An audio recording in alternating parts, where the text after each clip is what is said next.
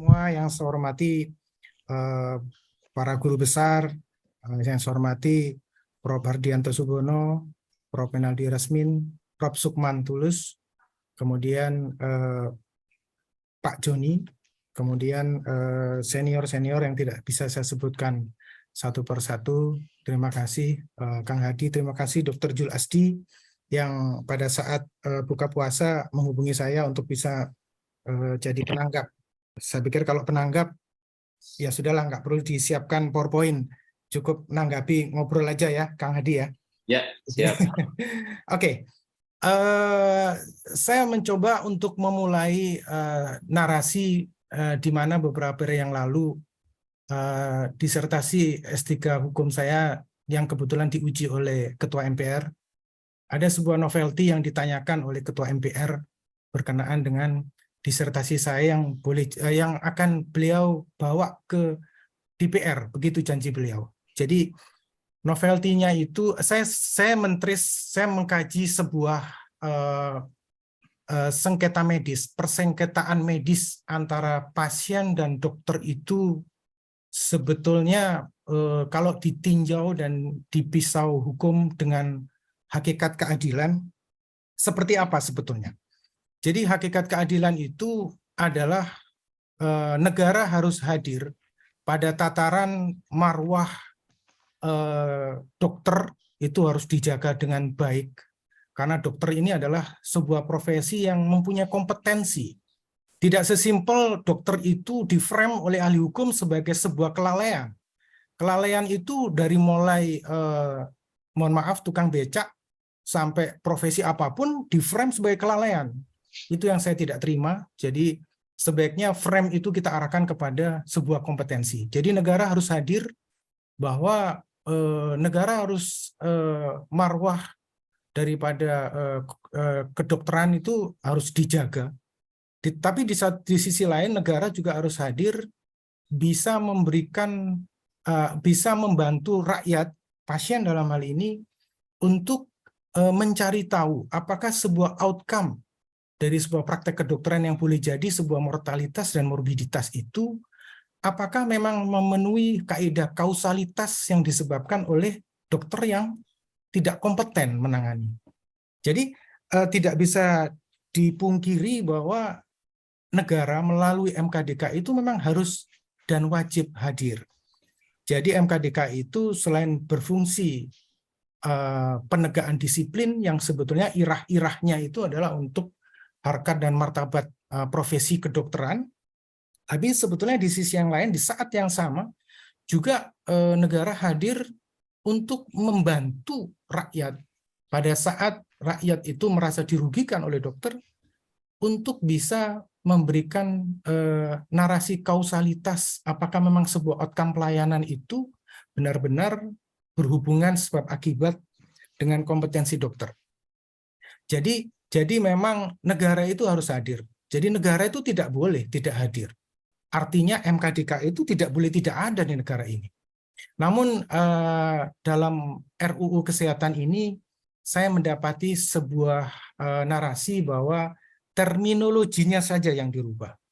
Jadi di 316 ini menyebutkan tidak secara nyata Majelis Kehormatan Disiplin Kedokteran. Tidak disebut seperti itu.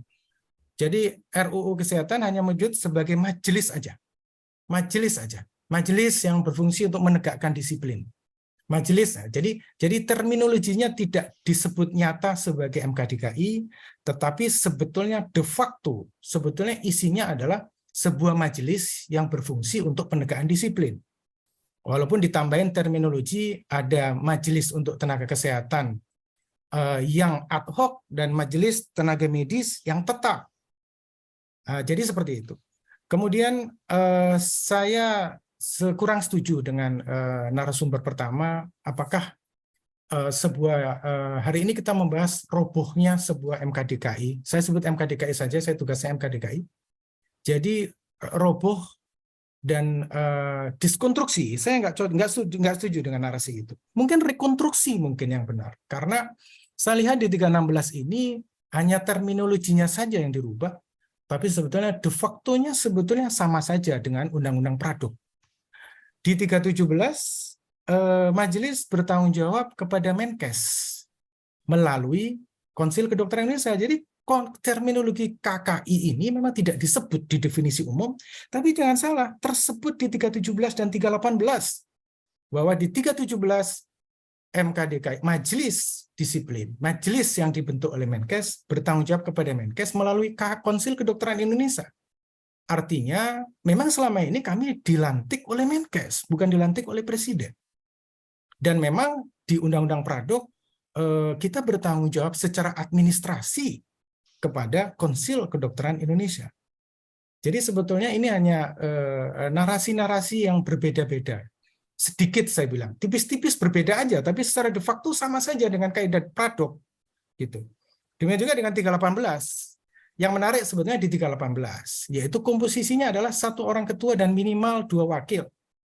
Jadi minimal 2 wakil, tidak disebutkan maksimalnya, tidak disebutkan berapanya. Hari ini kita ber-11, tapi itu sudah sangat tunggang langgang. Kita seminggu itu 2 kali kita keluar provinsi, luar pulau. Itu sudah luar biasa hediknya. Untungnya di 318 ini kalimatnya minimal 3 orang. Tapi jangan salah, di 324 sebetulnya hal ini masih diatur lagi di Perpu. Jadi tugas, tata cara pemeriksaan, fungsi akan diatur lebih lanjut di Perpu. Itu di 324. Jadi saya masuk kepada 320 dan 321. Jadi pasal 320 itu adalah pengaduan melalui KKI. Sebetulnya sampai dengan hari ini pun pengaduannya pun itu juga melalui KKI, karena memang MKDKI itu adalah bagian daripada KKI. Bahkan kepadanya memang kepada Ketua Majelis Kehormatan Disiplin Kedokteran Indonesia. Tapi sebetulnya ini barangkali yang mencetuskan atau yang meng-create Undang-Undang RUU Kesehatan ini, saya yakin banget beliau adalah seorang yang mumpuni mantan MKDKI. Saya yakin sekali, karena kaidah-kaidahnya ini saya bisa rasakan sangat-sangat ada novelty-novelty yang saya rasakan, dan yang bisa merasakan adalah orang yang sedang berproses di MKDKI.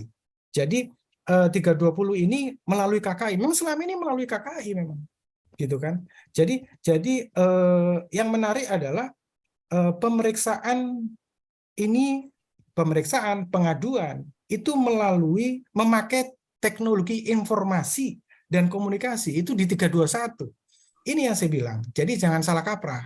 Maksudnya bukan melapor dan dicatat, bukan. Tapi pengaduan, pemeriksaan itu bisa memanfaatkan teknologi informasi dan komunikasi. Hari ini saya pakai itu. Pada saat saya sidang sidang ahli, saya pastilah pakai Zoom. Jadi barangkali beliau yang memberi masukan terhadap RUU Kesehatan adalah beliau yang hidup di MKDKI 3 barangkali pada zaman itu COVID. Barangkali beliau merasakan bahwa masih efektif kok pakai Zoom meeting. Hari ini masih saya pakai Zoom meeting, cuma pada kaidah-kaidah tertentu yang saya membutuhkan body language yang saya periksa, saya membutuhkan medical record yang potensial diaduk-aduk sama direktur, maka saya harus pakai offline.